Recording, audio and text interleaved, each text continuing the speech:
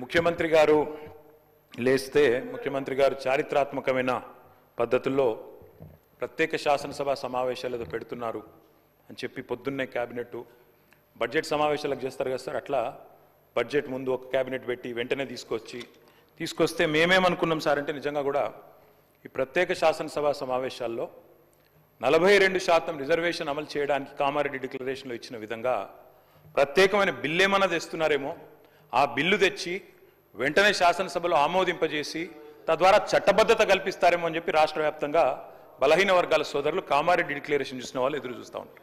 కానీ ముఖ్యమంత్రి గారు ఏం చేస్తున్నారు సార్, ఇక్కడ లేచి ఓ 4 పేర్లు చదివి, అధ్యక్ష మీ ప్రభుత్వం మీద ప్రజలకు నమ్మకం లేదు.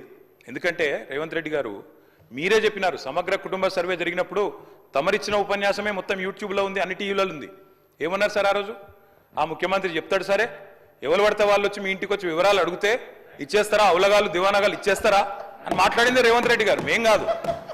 మీరు చెప్పిన మాటలనే ఎన్యూమరేటర్లకు చూపెట్టి చెప్పినారు, మేము ఇయ్యము మీకు వివరాలు, 57 రకాల వివరాలు అడుగుతున్నారు, ఎట్లిస్తాము మీరే అన్నారు ఆనాడు.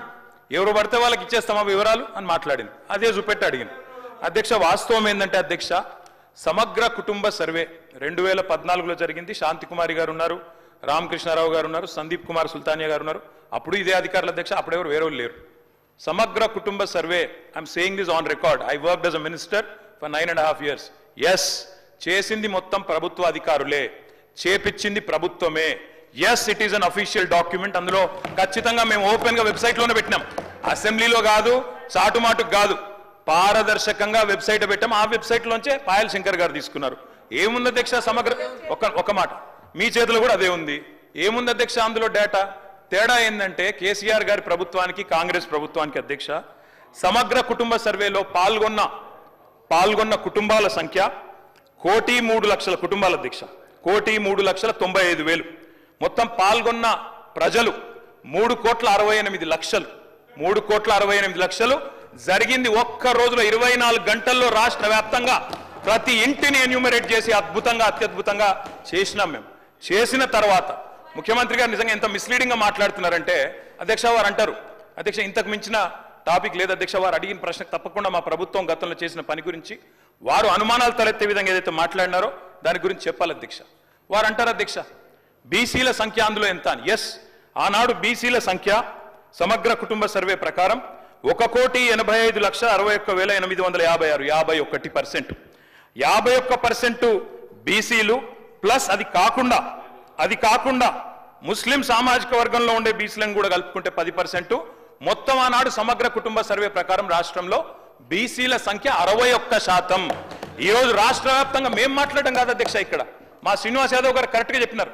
మీ కాంగ్రెస్ పార్టీ ఎమ్మెల్సీ చెప్తున్నాడు బయట, దీన్ని తగలబెట్టండి, ఇంకా గలీజ్గా మాట్లాడింది నా మాట అన్న, తగలబెట్టండి అన్నాడు.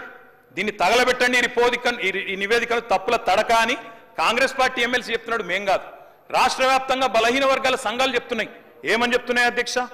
సమగ్ర కుటుంబ సర్వేలో 1,85,61,000 ఉన్న బీసీలు ఎట్లా 1,64,00,000 తగ్గినరు, 51% 46% ఎట్లయిందని అడుగుతున్నారు.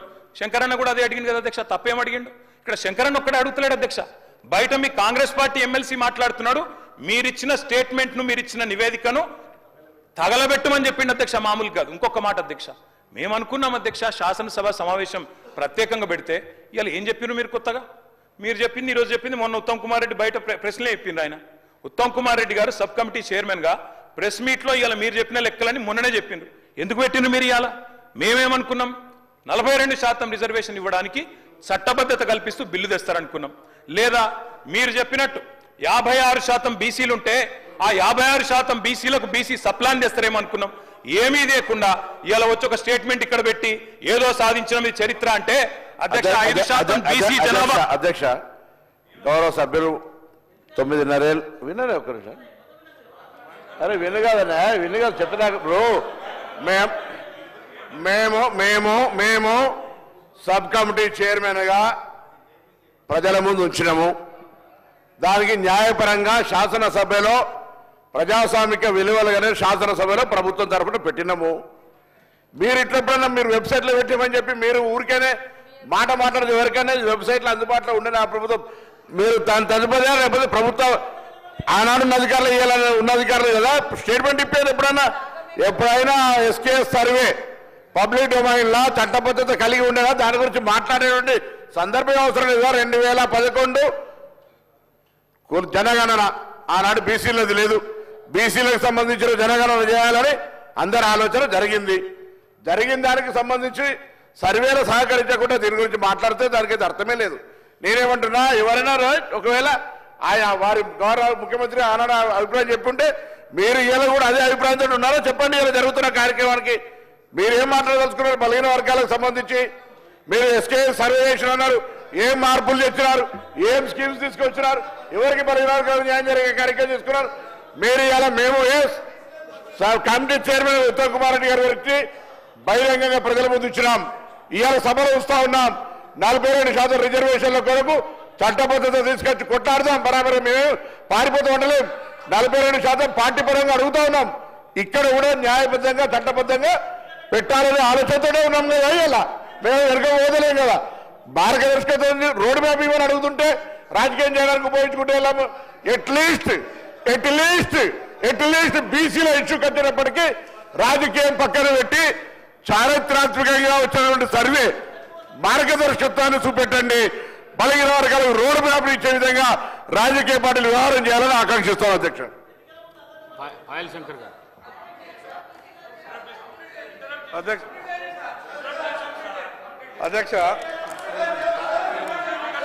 అధ్యక్ష నేను చెప్పినటువంటి అధ్యక్ష గౌరవ ముఖ్యమంత్రి గారు అధ్యక్ష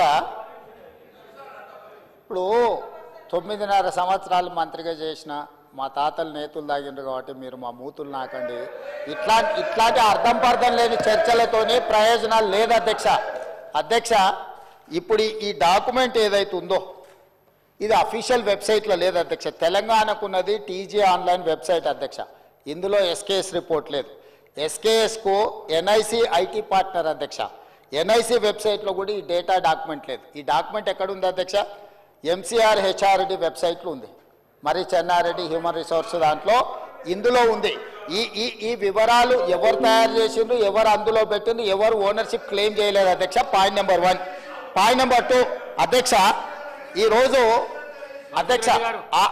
అధ్యక్ష ఆ రోజు 12 గంటలలో మేము చేసినాం అన్నారు కదా ఆ రోజు ఎవరెవరిని ఎంగేజ్ చేసిండ్రో అడుగు అధ్యక్ష దారిన పోయే దానే నుంచి ఎవడు వస్తుండో ఎవడు పోతుండో ఎవరికి ఏ బాధ్యత ఉందో ఎవరు చేసిండో వాళ్ళ వివరాలు వీళ్ళ దగ్గర ఉన్నాయి అధ్యక్ష ఇండ్లలోకి వచ్చి అడిగినోడు ఉదయం 7 గంటల నుంచి సాయంత్రం 7 గంటల వరకు 12 గంటల్లో ఇన్ని కోట్ల మందిని మేము చేసినామని వాళ్ళు చేస్తున్నామని చెప్పడానికి నటించి చేసిరు ఇవాళ మేము పకడ్బందీగా చేస్తే ప్రధాన ప్రతిపక్ష నాయకుడిగా ఆయన 9.5 సంవత్సరాలు మంత్రిగా చేసిన ఈయన ప్రభుత్వం మీద నమ్మకం లేదంటే ఇదే ప్రభుత్వం ఈ సభను ఏర్పాటు చేసింది ఇదే ప్రభుత్వం ఈ సభలో డాక్యుమెంట్ పెట్టింది ఎందుకు చర్చలో పాల్గొంటుంది అధ్యక్ష అసలు అర్హత ఉందా అసలు ఈ చర్చలో పాల్గొనే అర్హత ఉందా అధ్యక్ష ప్రభుత్వం మీద నమ్మకం లేదని ప్రధాన ప్రతిపక్ష నాయకుడు ప్రభుత్వం మీద ప్రజాస్వామ్యం మీద నమ్మకం లేదని సభలకు రాకపోను వచ్చిన ఆయన ప్రత్యేకించి మాట్లాడుతుంటే నేను ఒక్కటే మాట చెప్పదలుచుకున్నాను అధ్యక్ష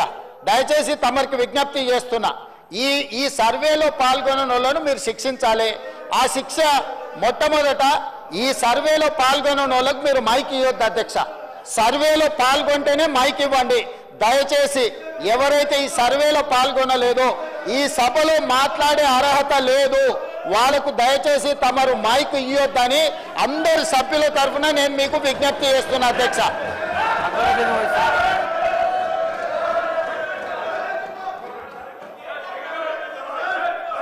Honorable Speaker, sir,